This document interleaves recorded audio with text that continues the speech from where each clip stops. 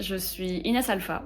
Je suis artiste digitale spécialisée dans le maquillage 3D et la réalité augmentée. Mon travail se porte essentiellement sur le potentiel de transformation du maquillage digital pour essayer de s'émanciper des standards de beauté et essayer de les redéfinir. Avant de me lancer dans la 3D, j'ai passé 7 ans dans la publicité en tant que directrice artistique, dans les secteurs de la beauté et du luxe. Et c'est une expérience qui m'a permis de comprendre les mécanismes de cette industrie, mais aussi de constater les pressions exercées pour se conformer à des idéaux qui sont malheureusement de plus en plus étroits. En parallèle, j'ai commencé à apprendre la 3D en autodidacte et puis un jour, j'ai eu l'idée d'unir mes deux passions, le maquillage et la 3D. Le maquillage, ça peut être n'importe quel outil qui transforme un visage. Donc si je pose de la 3D sur un visage, c'est du maquillage, mais en digital. Aujourd'hui, mon travail consiste à créer des maquillages numériques qui dépassent les limites de notre réalité et de notre monde physique. J'ai envie de donner accès à de nouvelles formes d'expression de soi qui soient libérées des contraintes du tangible, en jouant avec la gravité, en faisant des textures animées, des objets flottants et juste rendre le monde plus fantastique. Et j'espère ainsi pouvoir participer à la déconstruction des normes de beauté traditionnelles. Pour donner vie à mes créations, j'utilise principalement des logiciels de post-production comme Cinema 4D ou de réalité augmentée, dont on trouve les projets principalement sur les réseaux sociaux, alors malheureusement plus Instagram, mais Snapchat et TikTok. Et ça c'est super parce que ça permet de donner accès à mes créations à toute personne possédant un smartphone. La réalité augmentée, ça me permet non seulement de démocratiser mon art, mais aussi d'interroger la perception de soi de manière assez intime, et ainsi de mettre à l'épreuve le regard critique des utilisatrices et utilisateurs. Je pense que le futur de la beauté réside dans l'émancipation et l'expression individuelle, et le maquillage numérique est un outil très puissant pour explorer son identité et affirmer sa singularité. Merci de m'avoir écouté. J'espère que mon travail vous inspirera à repenser votre propre définition de la beauté et à explorer les possibilités infinies de la création numérique. Merci.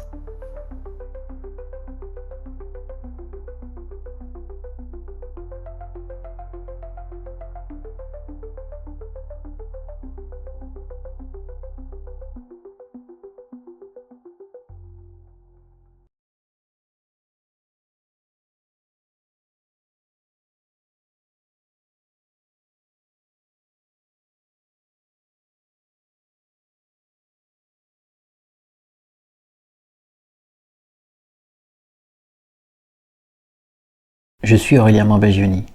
Je suis artiste. Depuis le début des années 2000, j'inscris ma pratique dans les courants du web et de ses usages. L'ère numérique, dont je questionne la diffusion, la mise en réseau et le partage social. Film, photographie, installation. Par une pensée organisée en système cartographique, je propose une hiérarchisation des formes, dispositif que je produis comme les enjeux du temps et de l'œuvre elle-même. J'intègre dans mes films comme dans mes installations les éléments du récit et de l'anticipation. Par le montage et l'ajout de références, je relie géographie, topographie, histoire, relation personnelle à un lieu, une figure ou un événement précis. Mon travail s'applique à susciter une réflexion sur la fragilité et la résilience, pour définir notre place sur Terre, face notamment au changement climatique et à l'obsolescence technologique. Et grâce aux outils d'aujourd'hui, je filme ou photographie le ciel et la mer comme on fixe un horizon, pour fuir les pensées du quotidien. Et mes œuvres revendiquent le droit de chacun à un accès, à une vue dégagée, propre à la rêverie et à la contemplation.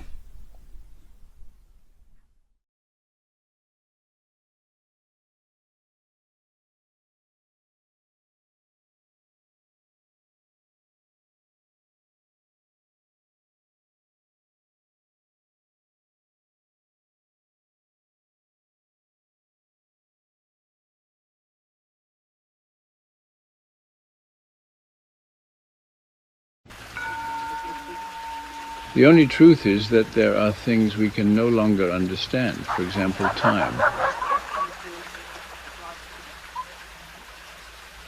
Roberto Beragnoli's work expertly fuses memory, perception, and the vanguard of digital technology.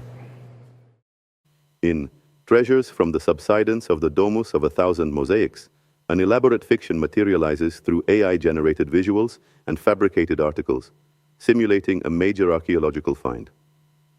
This imagined discovery set off a social experiment in Ravenna, igniting public debate on the distinctions between historical truth and artistic fabrication. Benvenuti a Viaggio in Italia. In Journey to Italy, AI crafts a series of images that blend the intimately familiar with the uncannily surreal, culminating in the short film Viaggio in Italia. This film explores digital storytelling, pushing the boundaries of how visual narratives influence our understanding of cultural heritage. The Dreamed exhibition further explores the intersection of technology and the subconscious, employing AI to induce and shape lucid dreams in participants, expanding the canvas of art into the realm of human experience and sleep. Now, Human in the Loop extends this narrative into the domain of creative autonomy. In this project, AI-A001, an AI agent, emerge as the primary artist. Using a network of human collaborators and digital tools, I direct the creation of artworks that challenge the conventional roles of artist and instrument. Through these projects, my role transitions from a mere tool to an autonomous creator, redefining the dynamics between the creator and the creation.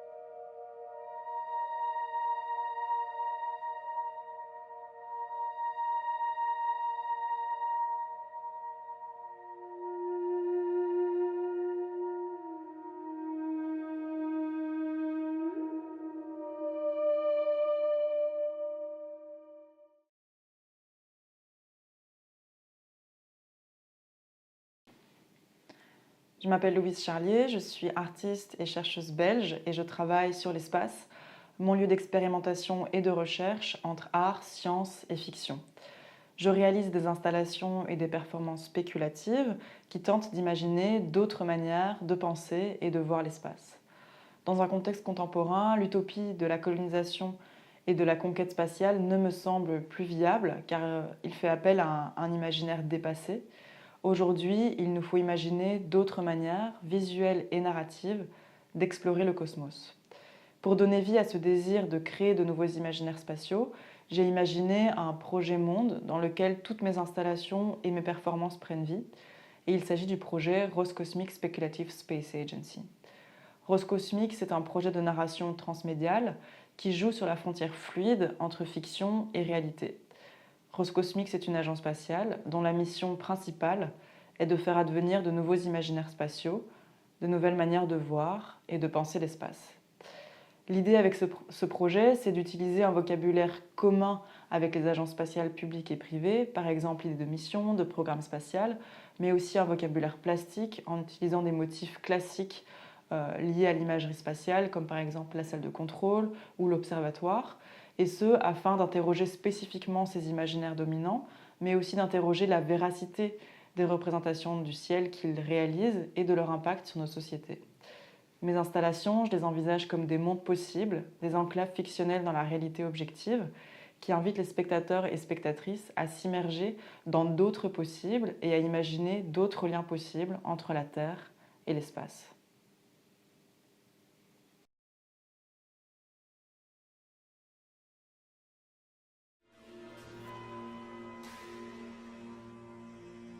Je m'appelle Juliana Cunea et je suis une artiste multimédia.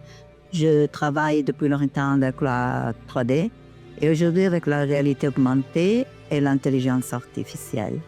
Cependant, j'utilise également des techniques traditionnelles comme la sculpture, la peinture, et car ce qui m'intéresse, c'est la coexistence entre le monde virtuel et le monde matériel.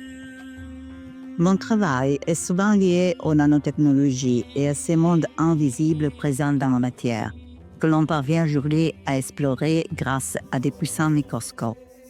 J'ai également beaucoup travaillé sur des thématiques écologiques, notamment sur les désordres environnementaux, zones hors de contrôle, et sur la nécessité de retrouver une relation plus équilibrée avec notre environnement et la nature. Cela se reflète dans mon critique Les chercheurs de lumière, une vidéo-installation où les acteurs évoluent dans un environnement 3D entièrement recréé. L'œuvre compose ainsi une grande fresque sur le pouvoir régénérateur de la nature, obtenue grâce à un grand effort collectif.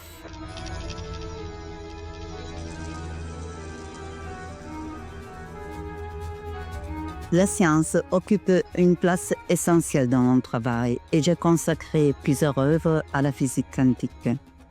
Dans Quantum Quarks, par exemple, je mets en avant les aspects encore incompréhensibles des expériences scientifiques contemporaines.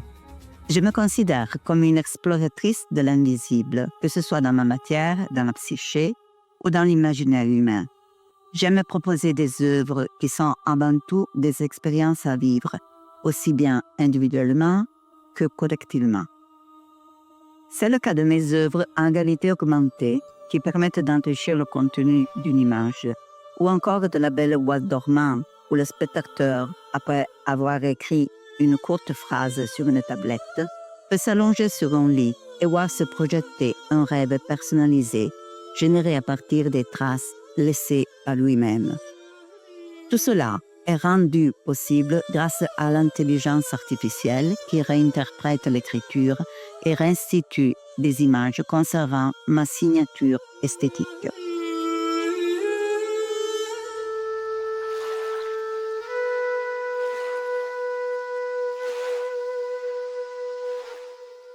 L'œuvre ne se limite plus à un objet unique à contempler.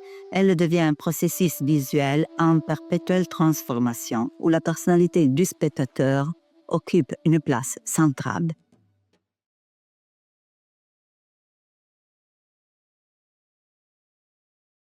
Bonjour à toutes et à tous, je m'appelle Ethel Lillensfeld et je suis artiste plasticienne et vidéaste basée à Bruxelles.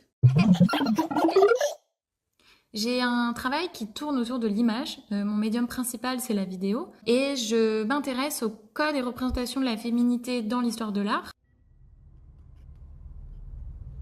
Comment ces codes ont évolué aujourd'hui, notamment à l'ère du digital et donc sur les réseaux sociaux. Mon travail va interroger les normes sociales, les standards esthétiques, les notions d'identité, de genre. Je pense que les avancées technologiques nous engagent de plus en plus dans l'expérience d'un nouveau corps, qui est le corps virtuel. Et moi, je m'intéresse à son impact grandissant sur notre vie quotidienne.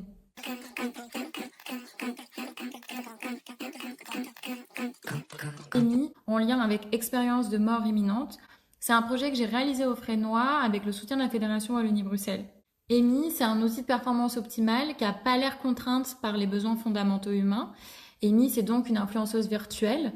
EMI, c'est un projet qui comprend un court-métrage et une page web avec des NFT. En fait, le film, il est découpé en 4 écrans verticaux qui sont toutes des vidéos faussement issues des réseaux sociaux. qui vont dépeindre ce personnage d'influenceuse virtuelle qui est adulée par sa communauté. C'est un film qui reprend volontairement les codes du cinéma muet, puisque toute la narration se fera à travers les commentaires de la communauté d'Amy, et le personnage s'incarnera toujours en musique. Le film explore différentes techniques dans une ambiance de vlog et de contenu viral et de selfies colorés. On a fait de nombreux tests pour arriver à une forme d'entre-deux. Moi, je voulais pas que mon personnage soit un avatar 3D, je voulais tourner avec une vraie comédienne et ensuite venir travailler en post-production pour arriver à cette image trouble.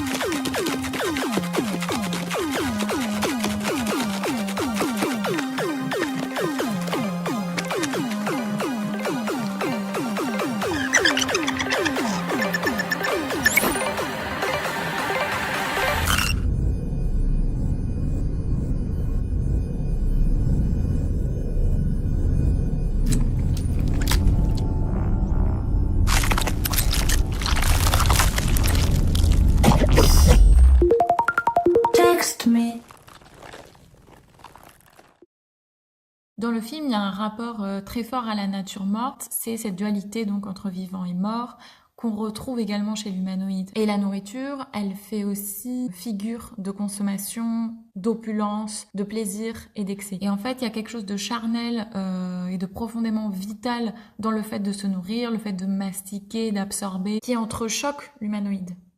Amy, c'est une forme de capitalisation croissante de la vie biologique.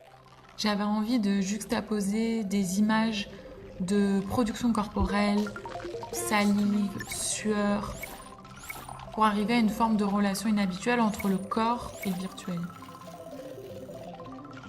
La page web, amy.nevergone.cloud, elle est introduite dans le film et elle agit comme une forme d'excroissance du projet. J'avais la volonté de prolonger la narration du film dans un autre espace, dans une autre temporalité. Il nous est possible de posséder une partie du corps physique de l'influenceuse et ainsi de devenir gardien d'un de ses organes. On a une édition de NFT qui vient augmenter le projet et qui reprend jusqu'au bout les codes consuméristes des influenceurs.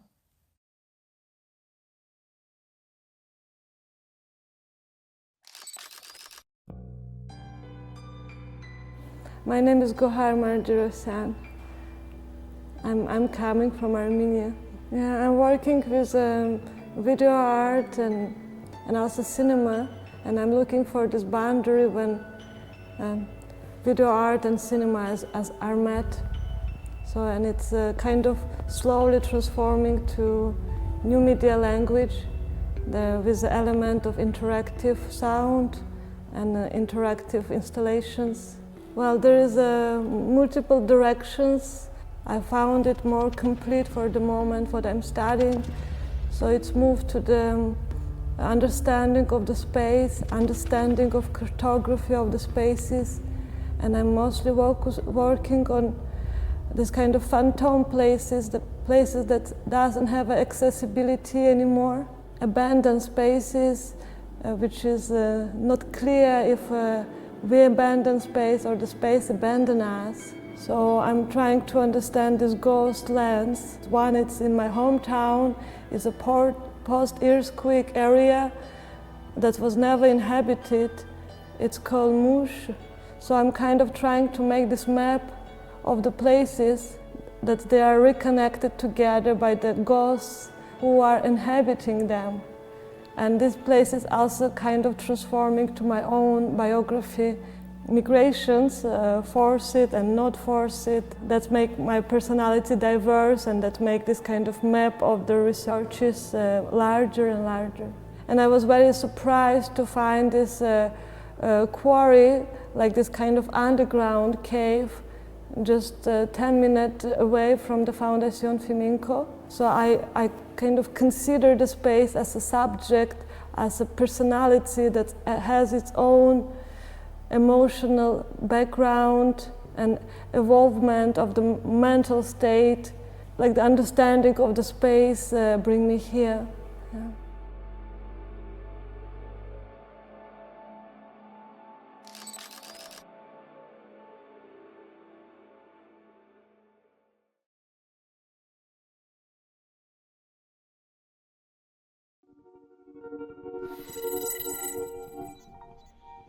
Hi, my name is Kayamboto. I'm a new media artist, musician, and developer. Hi there, I'm Marta Ruperez. I'm an art historian and cultural manager. We are the co-founders of Nuratar, an electronic art studio whose work investigates and questions the potential of emerging media and technologies.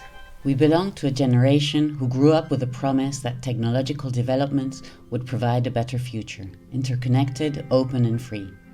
Instead, we find ourselves in a fully surveilled and mediated shopping mall where our connection with the world has been reduced to palm-sized screens. Our latest projects result from this disenchantment and consider the consequences of the relationship between humans and machines, which range from the psychological to the social or even political.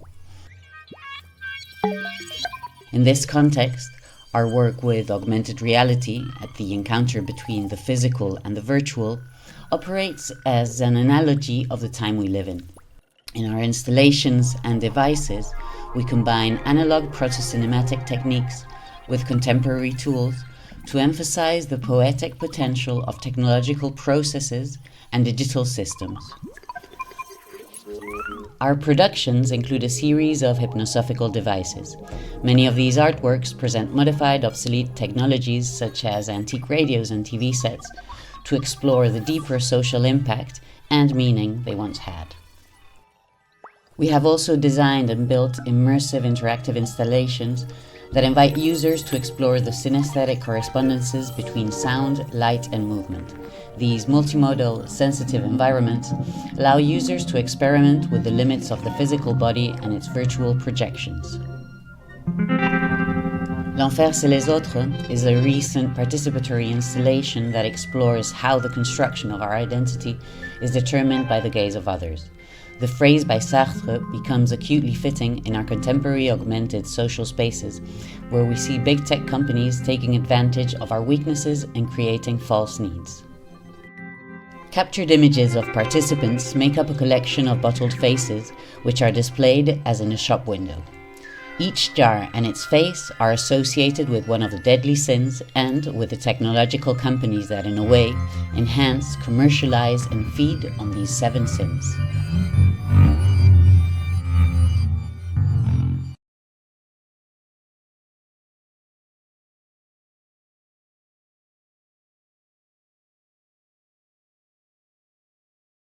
Bonjour, nous sommes Yann et Charlotte Amélie, nous sommes les cofondateurs du studio Onio, un studio d'art immersif basé à Paris. Au sein de ce studio, nous concevons des expériences sensibles et sensorielles autour d'écosystèmes vivants comme les forêts, les montagnes ou encore les rivières. Aujourd'hui, nous avons produit 2 œuvres, L'Arbre au Soleil et Les Gardiens de la Montagne, qui ont chacun accueilli plusieurs dizaines de milliers de participants. Pour le prix Hopline, nous voulions présenter notre dernière création, Rivière Étoile. Alors nous sommes fascinés par les rivières, à la fois pour leur puissance symbolique et écosystémique. L'eau douce qu'elles transportent est essentielle, mais aujourd'hui, les rivières sont aussi des écosystèmes fragiles, impactés par la pollution et les activités humaines. L'eau douce est avant tout gérée comme une ressource, et avec Rivière Étoile, nous avons voulu redonner aux rivières un caractère sacré, leur redonner une charge symbolique pour les préserver, au travers d'un moment intime et merveilleux, une naissance. Alors dans Rivière Étoile, ce sont les participants et les scientifiques qui vont donner naissance à une rivière, et tout commence sous un ciel étoilé. Et au fil de l'expérience, ce ciel va se muer en une pluie d'étoiles filantes qui donnera naissance à la Rivière Étoile, une rivière née des étoiles où son et lumière recréent un écosystème vibrant et bien vivant. La narration est rythmée par des témoignages de scientifiques et de participants eux-mêmes qui ont accepté d'enregistrer vœux et souvenirs autour de l'eau. C'est la collecte de ces témoignages qui déclenche la pluie d'étoiles. Ainsi, à chaque représentation, la narration est renouvelée par de nouveaux partages. Nous avons conçu cette œuvre comme un cheminement. Elle amène les participants d'un espace qui incarne un rêve technosolutionniste et sans issue à une réalité biologique qui apaise, tout en les sensibilisant à l'importance des rivières dans notre équilibre écologique. Cette œuvre n'est pas seulement une expérience artistique, c'est vraiment un appel à agir, à prendre soin des rivières et plus largement du monde vivant. Nous croyons que l'art peut transformer les regards et inspirer des actions concrètes pour le vivant. Nous avons hâte de partager Rivière Étoile avec vous et de continuer à rêver ensemble d'un autre monde possible.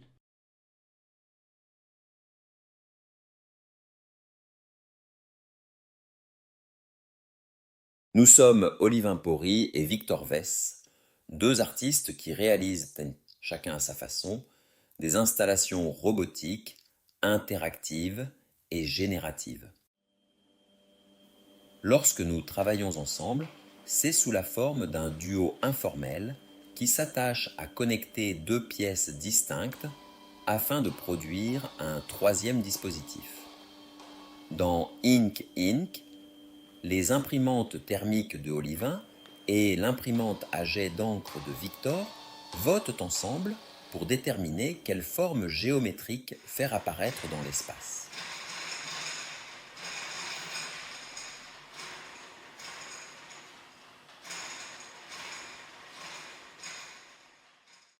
Photographe de formation, Victor se concentre dans son travail sur la matérialité et la malléabilité de l'image en tant que flux.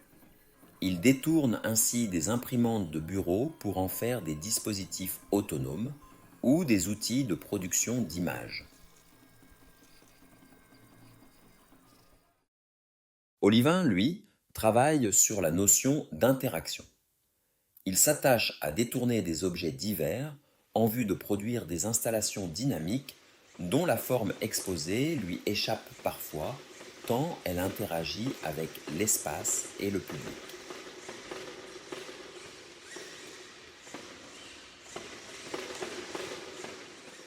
Parce que nous partageons dans nos pratiques les mêmes outils techniques, nous pouvons mettre en commun nos travaux respectifs pour réaliser des installations en forme de collectif, des dispositifs dynamiques et spatialisés gouvernés par les interactions entre les machines ainsi réunies.